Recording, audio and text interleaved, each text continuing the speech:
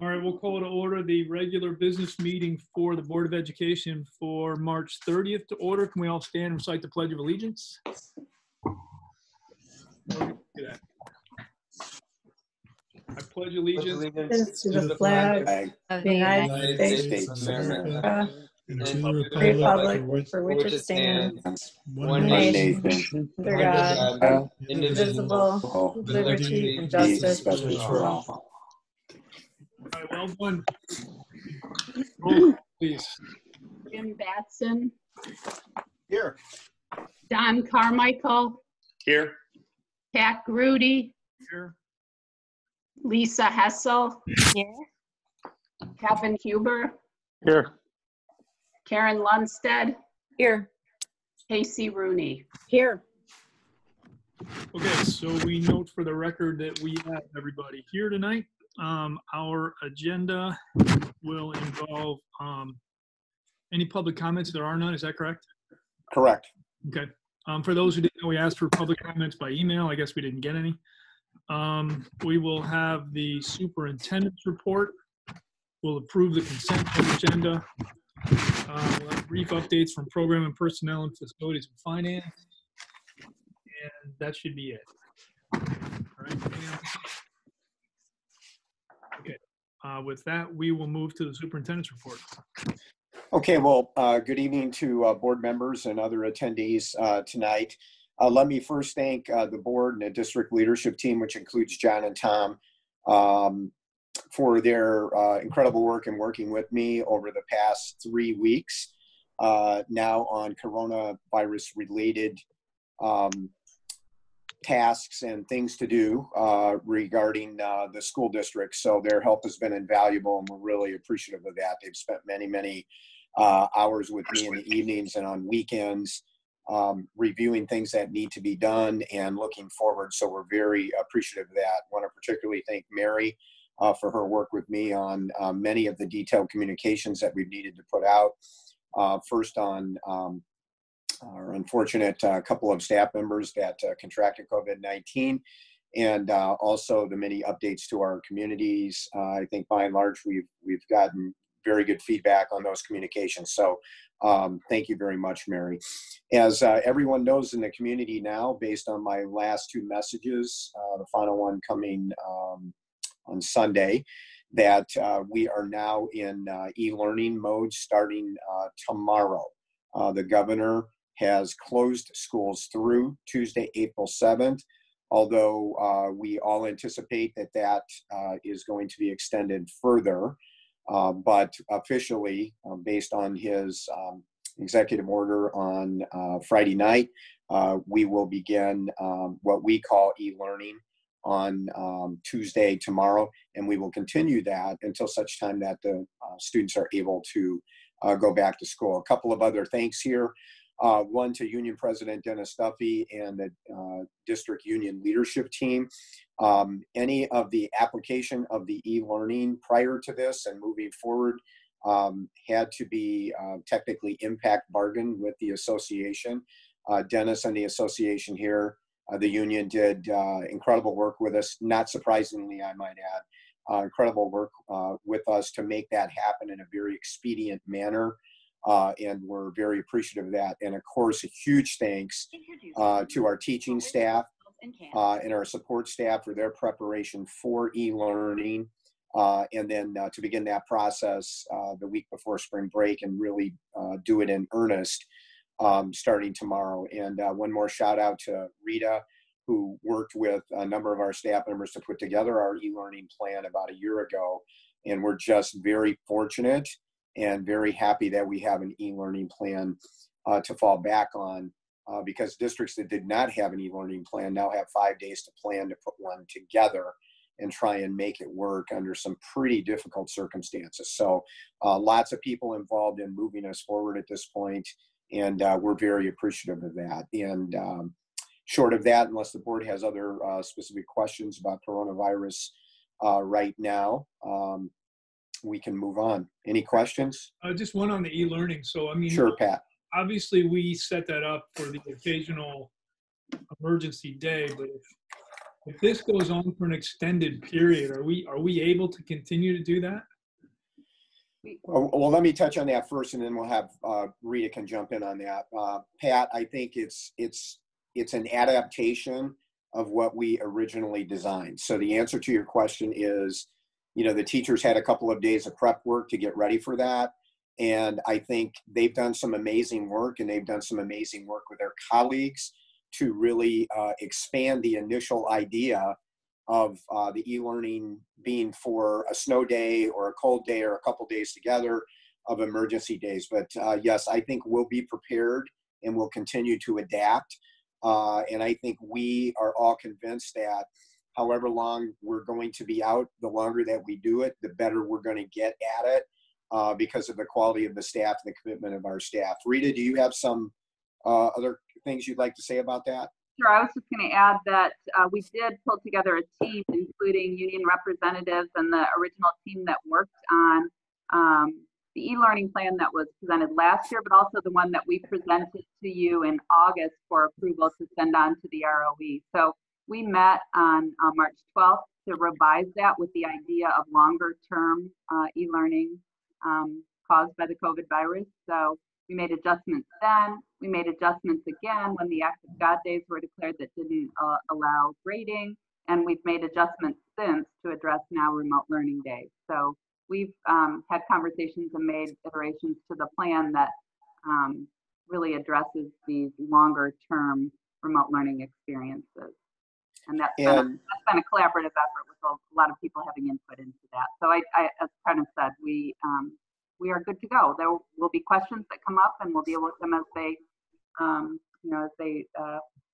as we encounter them. But I think everyone feels pretty good about what we were able to do to make this work from what we had originally designed. Yeah, great job. I mean, it's amazing. You can see all the trouble Chicago's having. They're talking about having on an emergency basis to deploy hundreds of thousands of units of IT equipment and things like that. Thank goodness we were in a much better position for that. And we had administrators and teachers that were willing to work through spring break. Absolutely. To really get up to speed, which I really can't emphasize enough how above and beyond everybody in the district, from the administration to the teachers, have really stepped up to give, above and beyond to get ready for what's ahead of us. Yeah. And Prentice, not to get ahead of this, but I'm sure the obvious question in the community will soon become, what about graduation? Well, we're going to approve the contract for coming years at Sears Center. So it's pretty timely, Pat. That's actually a great question. And I think at this point, what we would like to do, it is likely that the governor may choose to close schools for another 2 or 3 weeks, let's say the end of April, and then sometime during that period, look at the health data again, which is what should drive his decision making, and choose to maybe close us to what would be our end of the year. So in preparation for that, Tom Calentis, principal at LHS, and Sandra, his executive assistant, have been working with Sears Center, where a number of 35 or so high schools graduate from, including us. And we already have a tentative June date in the middle of June, and we will soon have a July date there as well. And then I've also talked with John, and what we would like to do, it's the one thing that we can control this year is up until probably the end of July-ish, when kids would start leaving to go to school or other obligations, we can still have a graduation. There are some other things that may not go this spring, depending on what the decision-making is based on health data. But one thing we could do is to do graduation. So right now, our thinking is that we want to try and do a graduation rather than just cancel it, Pat, at this point, although we haven't made that decision yet. So we've got some time to do that one. More imminent and probably in the same conversation would be the proms. And so, of course, we're reviewing that again with my conference call with the Illinois High School District Organization Exec Board and one of the vice presidents from ISBE today. There are a number of schools that have early proms. They've already canceled their proms. So we haven't done that yet. but those decisions would be forthcoming. And then, of course, spring sports, and then all the spring fine arts things, everything in the rotation. So those are things we're all thinking about kind of on the second and third levels now that we're kind of through the initial crisis and we have a plan to move forward. But it would be our intention right now to try and do the graduations, even if it's after school is normally out, because it's the one thing that we can control this year, assuming that at some point in the near future, there starts to be a decline of the curve, starts to flatten at some point. Okay. I looked at the latest IHME data. I don't know if you guys are following that at all, but it shows the curves by state. And I think right now they're saying Illinois, their projection is around April 16th is when it should hit its peak. So we'll see. It's a model. I don't know how good it is, but that's what it's saying. Well, that would reinforce a decision to go probably until April, right? At least, for sure. Yeah. Because just because it's at the peak doesn't mean that. The great news on spreading the curve is we won't overwhelm the health system. The bad news is it'll be with us 2 or 3 times as long. So. It's going to be longer. Yeah. So I think right now, our ISBE rep today believed that the governor has been making his school closing decisions on Tuesdays. So tomorrow, maybe the next closing statement that he makes. CPS has decided to, make their own independent decision to go longer. And then, as Pat, as you indicated, to do prep work and then start their version of whatever they're going to be able to do for e-learning, I think on the 13th, moving forward. So, there's not a template for this. And as the administrative team and as we talk, every conversation we have about this is historic, because there's no template to go back and say, what did we do 10 years ago when this happened, right? Yep. Okay. Any other questions on that? Okay. Back to you, Brennis. Okay. Next on the superintendent's report tonight, we have a couple of annual renewals that we do. The first is the Illinois High School Association school membership. And again, that is the guiding organization for all athletics and competing student activities. And so, of course, we would recommend that we approve our membership renewal, Pat. Okay, is there a motion to approve the IHSA membership renewal? So moved. That motion? Then I'll second. Okay, you got that? Okay. All right, any discussion? Roll call, please. Batson, Aye. Carmichael, Aye. Rudy, Aye. Hessel. Gotta unmute. She may be Unmute, muted. sorry. Okay, Aye. there you go. Huber, Aye. Lundstedt, Aye. Rooney. Aye. All right, motion carries. Ombudsman program. Okay, as those of you that have been on the board for a while know, we lock in several spots at Ombudsman. It's one of the alternative programs that we use that works for our students and parents who we work with, sometimes that need an alternative situation. And we base the slots that we ask for renewal every year really based on history that we've had in the past. It's cheaper to kind of do the blocks that we do now rather than to buy more or add more later, to do them one at a time along the way. So this has been a successful program that we partnered with way before I came into the district. So Bryant, did you have anything else you wanted to add to that? No, and So we've been pretty consistent on using our spots. So, we're getting what we, put a contract forth for. So just one explanation. So if we had, let's say one of our, they're all year long slots, but let's say, for one, we had a student that was in there for, I don't know, the rest of a semester, for example. And then the next semester, they were either out of school or they're transitioning back into regular school. We still have that slot available to place a student for, let's say, second semester. So we don't have to buy another slot. So that gives us some latitude. This is different than the ROE school, which is more a direct expulsion alternative in its focus. So again, Pat, we would recommend that the Okay. board vote to renew our agreement. All right, is there a motion to renew the 2021 Ombudsman Program Agreement? So moved.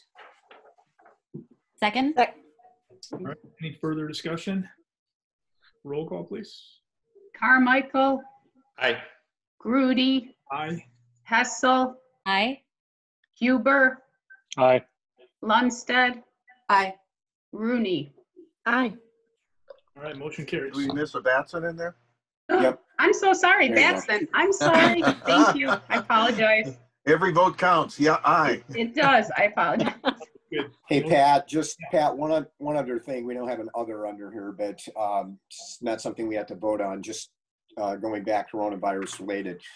Listen, both of the schools have done some amazing work and continue to do some amazing work in making sure our free and reduced lunch kids have access to food while the buildings are closed, and that will continue. And that's really cool, really needed, but it's really cool, the group of people that are working on that.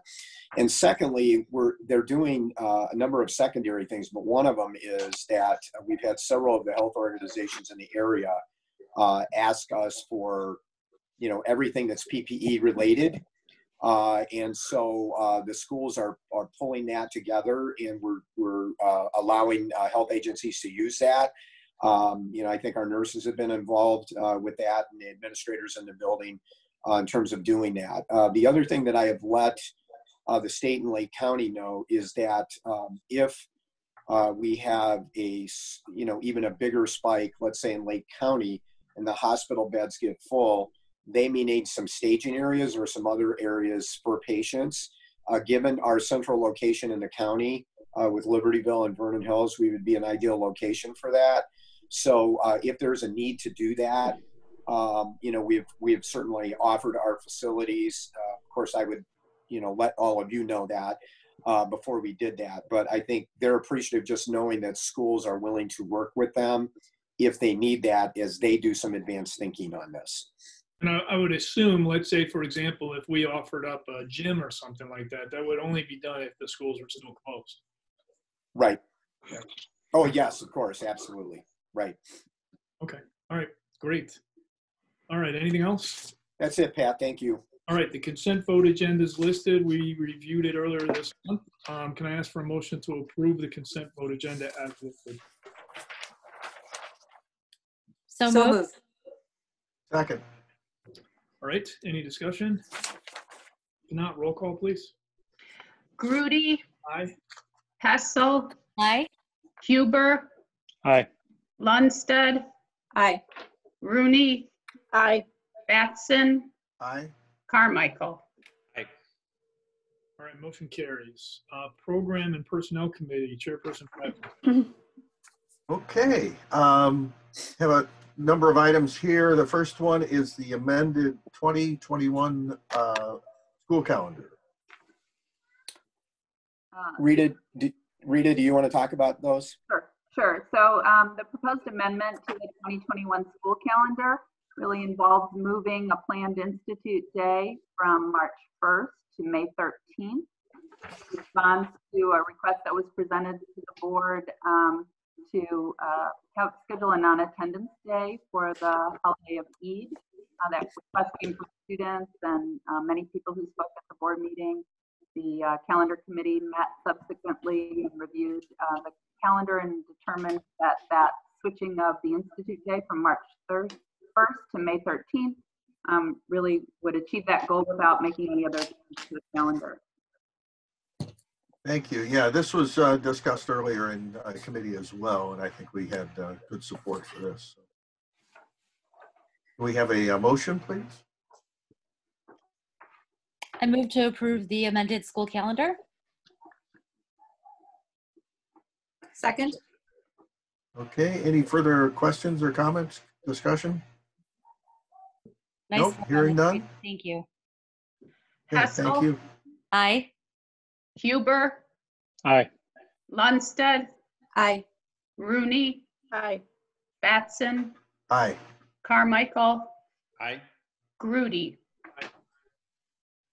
Okay, that motion passes. We have the proposed calendar for 21-22 Gosh, it's hard to think we're already that close. Any comments on this? Rita, do you have any It quick really, background? that calendar really follows the model that we've now established, where we can backward design the calendar from the graduation the Thursday before Memorial Day, and we administer final exams before first semester. We include in this calendar the recognition of a non-attendance day with an institute day on the day that Eid is celebrated in May of 2022. So it really is a calendar that models everything that we've done with the 2021 calendar that you just approved. Okay. Can we have a motion, please? Move to approve the 21-22 calendar. Second. Okay, whoever gets there first, I guess. Any comments or questions? Okay, roll call, please. Huber, Aye. Lundstedt, Aye. Rooney, Aye. Batson, Aye. Carmichael, Aye. Grudy, Aye. Hessel. Aye. Okay, that passes. We have a annual staffing report. Bryant, go ahead. You have anything you want to add on the staffing report? So, as we discussed, and it seems like a month ago now, but at our committee meeting, we, after we had finished all of the sectioning of all of our courses at both buildings, then we presented you with the staffing report of, the staff that we need to be able to hire for next year. There was an increase for our special education staff, and there was an increase in our general education staff. And as we talked about in committee, the staffing at the high school level is a lot different than at a grade school or a middle school where you have like a first or second grade. Our students choose classes, and our classes, vary in sizes depending on lab space, the type of class, AP. And so when you have more students choosing, it's hard to say if you just have 50 more course selections, that's just going to add 2 FTE or 2 teachers. It all depends a lot on their course selections of what classes they're exactly taking. So, we do have an increase going into next year, which does reflect there is an increase in enrollment that should be at Vernon Hills, with a slight decrease in enrollment at Libertyville. Hopefully the next committee, we have analyzed the data a lot more. I've worked with Andy Young and Oli, and looking at kind of some history that I want to be able to show, to you that you had asked for at the last committee. How many course requests per students, total course requests, and how that reflects changes in FTE. So we do have a little more data. I just thought it'd be very difficult to be able to show to you today over, Zoom. But we have analyzed that, and looking at that, we feel we're in line exactly where we need to be from the last 5 years. And, I know Rita had looked at it, Dan and Prentice, and then we looked at it with the buildings, and it really reflects changes in enrollment, but also course requests are accurate to what our FTE changes should be for next year. And just one, as part of that, remember that we're taking back one of the special ed programs next year. And, instead of paying CEDAL to do that, we'll be doing that. And then we've set the stage to possibly take back the transition program the following year, which will not be kind of an exact one-for-one. And Kelly's talked about that at one of her, Kelly Hartwig, Director of Special Ed, has talked about that in one of her two trips to committee meetings, and we'll bring Kelly back to talk about that a little bit more so we all understand, what that is. and how that would work if we took that program back. And we'll need a year to kind of plan that program and get ready for it because of the magnitude of that. So that'll give us a little time to talk about that, before we push forward with even a planning year on that. That's not, by the way, that's not part of the staffing recommendation for this year. So nothing's changed since, we went, what we presented to you at the committee meeting. Okay. Hey, this is Kevin. Is that document in here though? I don't see that document and that we talked about.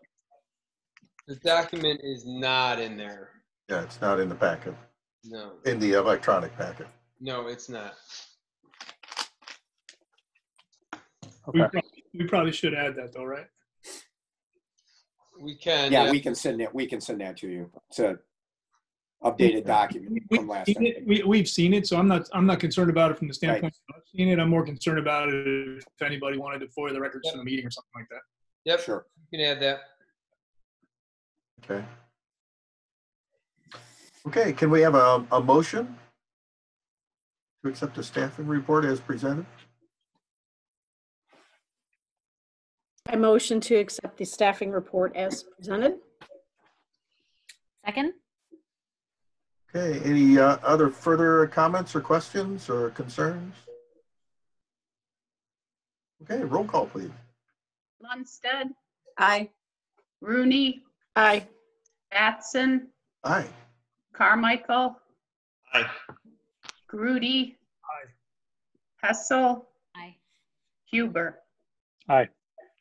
Okay, that passes.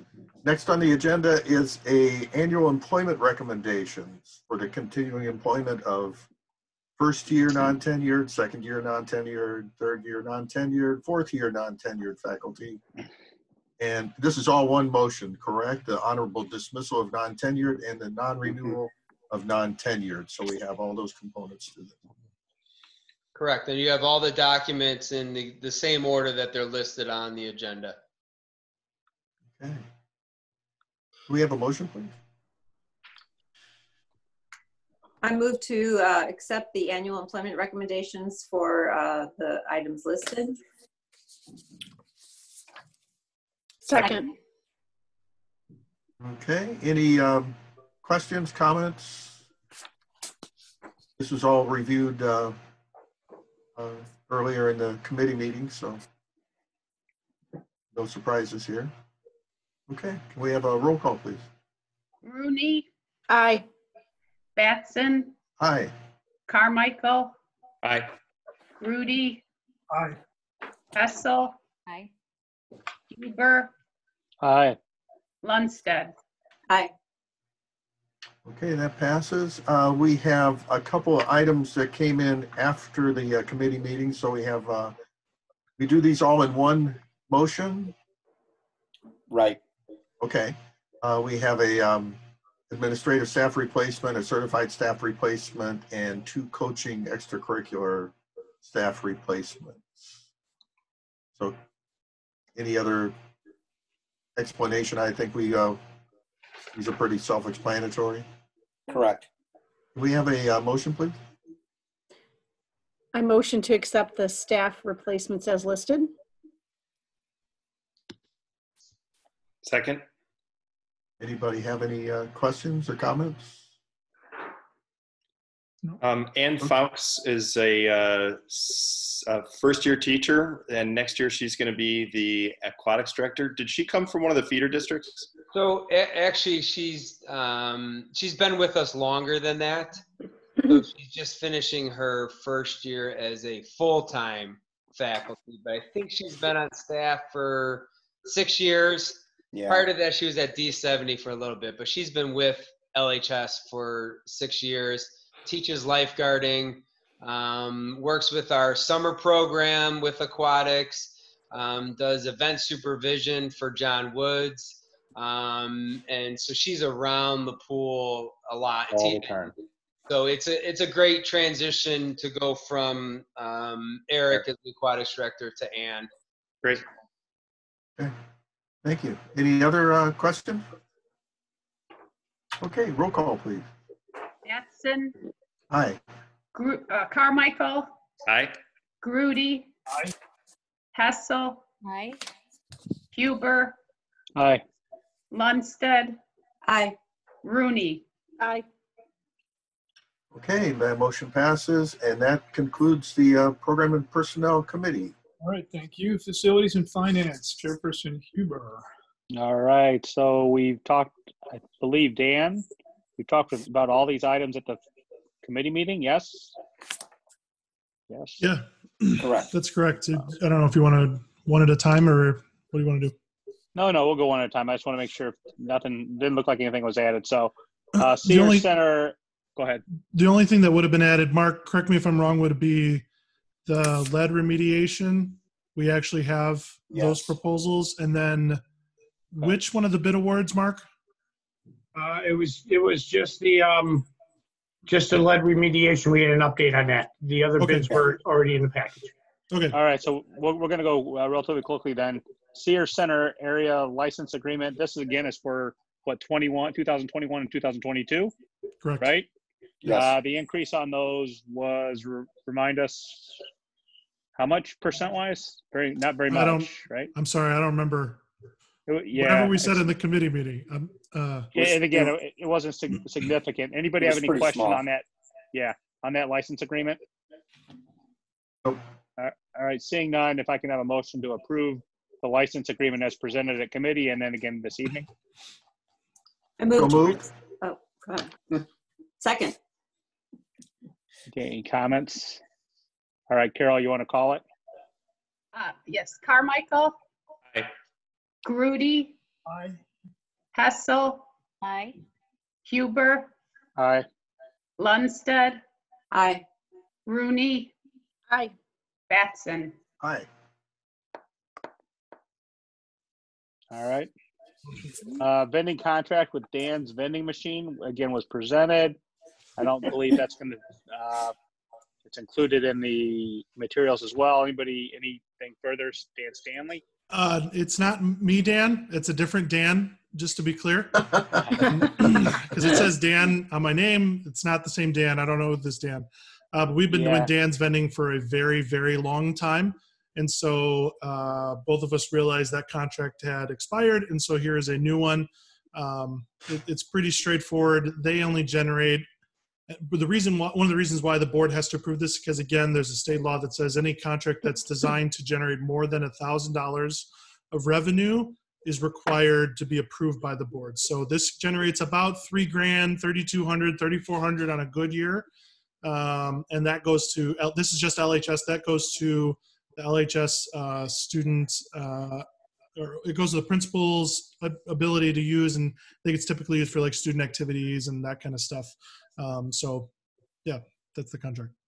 All right, and this again, I think it's only for what, candy, right? Candy? Yeah, like snack vending, not drinks. That's Right. that's handled with the Coke That's contract. the co-contract. Right.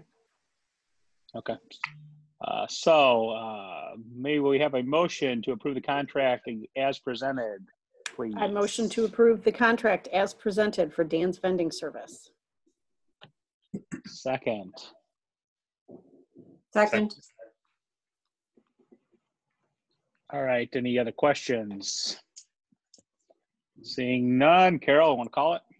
Okay, Grudy, Aye. Hessel, Aye. Huber, Aye. Lundstedt, Aye.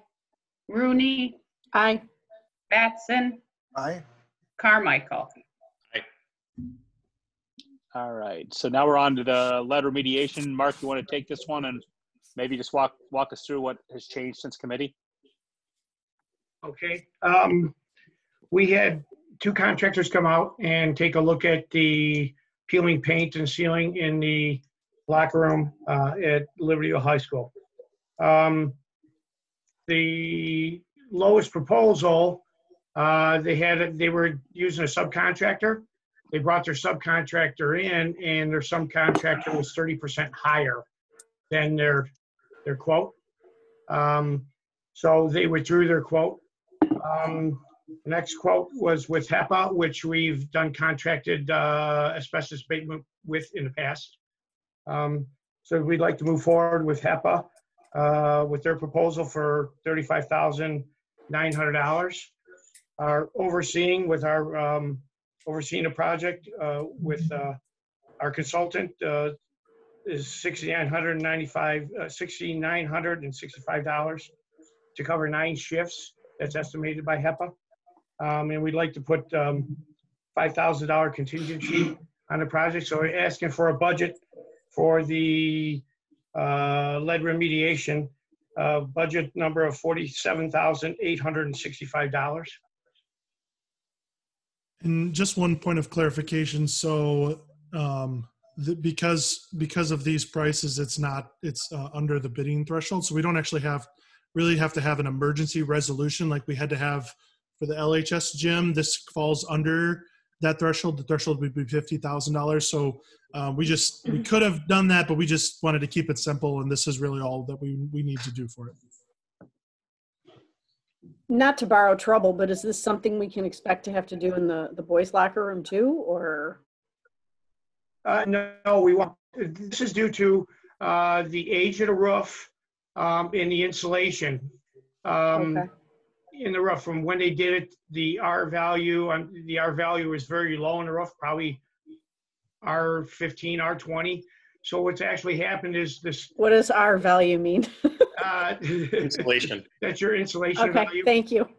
So when they fastened, the way they fastened the roof back in that day, the screws were screwed on top of everything and down through the metal roofing deck. So those are exposed. So what actually is happening is the heat and cold is transferring off those screws. And that has caused moisture and it has caused the paint to peel. The paint to peel. Okay. Yeah, All right. so- Thank you, Mark. Sorry. You're welcome. My building lesson for the day. Other questions on, so what are we looking for total not to exceed on this, Mark? is how much? 47,865. 47,865. 47,865. All right. Any other questions on that for Mark? I do have one actually, Mark. Yes. Not specifically related to this, but specifically related to, we talked about comprehensive plan for asbestos because we went through the gym. We've gone through this locker room. We've talked about trying to get somebody from the outside to kind of take it off your hands so you guys can just, instead of freaking out about it, just kind of let somebody, outsource this thing and just, where do we stand on that with everything going on? I'm working on finalizing a proposal with our consultant and hope to have that for you for the F&F meeting this upcoming month. Sounds good. Okay. Any other questions of Mark? All right, seeing none, can we have a motion to approve the LHS locker room emergency lead paint remediation plan as presented? So moved. Second. Okay, any questions? No. All right, Carol? Hessel, Aye. Huber, Hi. Lundstedt, Aye. Rooney, Aye. Batson, Aye. Carmichael, Aye. Grudy. All right, we have some other stuff. Mark, you want to talk us through this stuff really quickly? Because again, I think we've seen this stuff. Yes. Yes, we have. Yes. The first one is the Libertyville High School standpipe system repairs. Total project cost is $97,924. The work involves rerouting the standpipe system that went out of the crawl space into the courtyard, into one of the courtyards, and it rotted over time underground. So we are rerouting it in the building. As part of that project, the classroom we're going through, we will sprinkler that classroom and we will put new ceiling and lighting in there. Total project cost $97,924. So that's the base bid plus alternate 2 plus alternate 1, or Yes, the base bid of $59,845. Alternate number 1 to sprinkler the room, $7,450. And alternate bid number 2 for the new ceiling work and lighting, $30,629. okay. Hey, Mark, and just one question on that. So it was interesting to me. I apologize, I didn't bring it up in committee. So $59,000 bid with a $25,000 contingency. Yes. There's being a lot of contingency on a $59,000 program. Number one, what's it for? Number two, did all the bids include a $25,000 contingency? Uh, Yes, all the bids did include a $25,000 contingency. The Hill Group, that was the lowest bidder, we spoke with them and they felt that the job was reasonable and for the scope of the work, and they could do it for the price. But I mean, can we, so we've got a good insurance policy here, 25 grand, but in theory, we should be getting this done for $25,000 less. Right? Actually, we'll be getting it done for 30, whatever, 59,000, less than 25. Yeah, we required the $25,000 contingency in the bid specification, so they have to include that. But this one, when it came in, obviously their bid, and we talked about this committee, was way lower than everybody else. We were like, did you remember the contingency? And went back and forth, and they wanted to honor that price for sure. So, all right. I mean, they're lowest no matter what. So, right. Okay. Yeah. All right, other questions of Mark? All right, seeing none, may I have a motion to approve the bid analysis recommendation for standpipe system repairs at Libertyville High School? So moved. Second? All right, other questions? All right, seeing none, Carol? Huber, Aye. Lundstedt, Aye. Rooney, Aye. Batson, Aye. Carmichael, Aye. Grudy, Hessel. Aye. Thanks. All right, LHS summer asbestos abatement. Anything to add on that, Mark? Nope, we put together our scope of work. We bid it out. Kinsale Contracting Group was the low bidder, including alternate one. Their base bid was $74,650. Alternate one was $18,000. And so total price for the project, $92,650. All right, and we're not doing alternate two. We are not doing alternate two. Okay. Comments regarding the LHS summer asbestos abatement? Any questions of Mark? All right, seeing that, may I have a motion to approve the 2020 summer work asbestos abatement work at LHS as presented? So So moved. moved. Second. Any seconds? Second. Thank you. Questions? No? Okay, Carol? Lundstedt, Aye. Rooney, Aye. Batson, Aye. Carmichael, Aye. Grudy, Aye. Hessel, Aye. Huber. Aye. All right, and last, we're going to do some maintenance on the VHHS tennis courts, I believe. We talked about this at committee. Any changes since committee, Mark? No changes since committee. All right, you want to just 1 minute walk us through the number? The Okay. big number? American Seal Coating of Indiana Incorporated was the low bidder. Their base bid was $69,000. And we chose alternate number one as our armor crack repair system as our preferred product for using. So with that, they became the lowest base bid and the lowest with alternate number one. So base bid, $69,000, alternate number one, $28,050. Total package, $97,050. And that includes a $10,000 contingency in the project, which if we don't use the money, we will get the money back. All right. We did notice somebody was cheaper. Who was it? Sport Surface? Sports Surf. No, it's Sport. Yeah, Sports Surface. Sports Surface Pros. Yes, they used an alternate product, a right-way crack filler, and we're not. The consultant's not familiar with the product, and we had originally spec'd the armor crack repair product. So we felt that that was a product that we wanted to use. Okay. Other questions of Mark? Okay, seeing none, may I have a motion to approve the tennis court maintenance at Vernon Hills High School as presented? So moved. Second. Second. Thank you. All right, questions? No?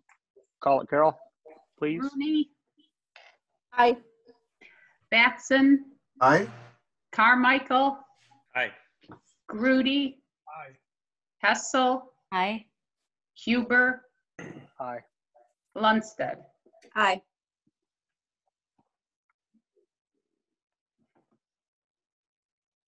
Hey, Kevin, one more thing before we leave this, the F and F section. Okay. I think Karen asked a question, maybe Karen, it all runs together now, but maybe last week about construction during coronavirus. And construction is an essential activity as listed by the governor. So the construction is continuing on our projects at both of the buildings, right now. So you'll see, crews out there working. And when I drove in today, they've got brick face on part of the classrooms in the back. So, things are moving along. The steel has been put on the for the roof on the gym. So there are lots of activity going on. So that will continue. Thank goodness for us, that will continue. Quick question, at Vernon Hills, because the students aren't in the building, are they able to do more work with the cafeteria servery, or is that just going along as planned? Mark, go ahead. Karen, yes, we had planned additional work to be done in the servery over spring break. So when school let out early, we advanced the schedule a little bit. So yes, they are working in the servery, doing work that we wanted to take some of the time off, before the end of school year. So we are moving forward with there, and we will keep moving forward until we know more about the school schedule. That's the one, maybe that's the one. Yeah. Okay, anything else then on F? Yeah, I wanted one thing maybe to Prentice, Dan. Sure. And maybe also to the board. We know that the teachers are really stepping up now with this coronavirus stuff. We also know that in the grand scheme, the 1%, a lot of that criteria is for the 1% performance that come December. A lot of that stuff may be a little bit soft now because of not required things like that. I'm not so sure we should make a good faith effort and kind of, and again, I'm not saying we do that tonight, but I challenge you guys to kind of be creative, whereas we can send a message relatively early on, like right now or next meeting, to say, hey, we're going to give everybody, maybe even including the retired teachers, that 1%, don't even worry about that. That's going to be given to you because as of right now, we really appreciate. And again, that's such a small thing, but it's just something that, they are stepping up. And it's something that, so I just challenge you guys to think about that. Discuss that next month at the PMP or wherever. Okay. Yes. Kevin, you read my mind exactly on that. And I think we should have a relatively detailed discussion. Number one, what is the impact on our criteria? Because we know, in fact, that was a question I was going to ask Rita. AP, I understand now, is a 45-minute off. Right. So that's different. And SAT is not even going to happen, I guess, right? Well, AP is the 45-minute exam. Colleges are accepting it, so we could potentially students will still have the opportunity to participate in their AP exams. The SAT is canceled for April 14th, but College Board has been working with ISB to try to schedule a fall administration, perhaps on the October NMSQT date. Rita, you just went on mute. Yeah, there I am. So I muted myself. So we will potentially have some of the criteria, but there will be other things that we may not have. So let's look at that. But Kevin, I appreciate you bringing that up. I think that's real important. And I agree with you. We should try to make a statement here relatively early, because that was going to be my last comment, really. I had two. One, next meeting, should I assume then for the committee meetings, we're going to do that online here as well? Oh, yes. Yeah, absolutely. Okay. And then the other thing I was just going to say, number one, or really, thanks to all of you guys. The last 2 weeks for you, I got to imagine, are like hard to describe. And I say two things. One, it's amazing what you guys have been able to do. Two, from what I can see on the news every day, it's amazing how much better prepared we have been to at least kick this thing off than a lot of others. And so, look, from the bottom of my heart, it's incredible what you've done. Not just those of you that are on the phone here, but I can just imagine the people in the buildings, what they've had to go through to do this. And it's going to be hard. I mean, it's going to be really, really hard, I think, to pull this off in a meaningful way so that our kids get the last couple months of education that they need. So I completely support what Kevin brought up here. I think we need to have that conversation and see what we can do here. Well, Pat, I think what we can do, we can look at the existing criteria and, for example, if the SAT is not coming until next fall, I mean, we can just agree to not include that, for example. So there are lots of ways that we can make that happen. And Kevin, as Pat has said, I really appreciate you saying that. Because that will certainly send the intended message to the staff, because it won't be expected, and Right. that will really send a great message to the staff.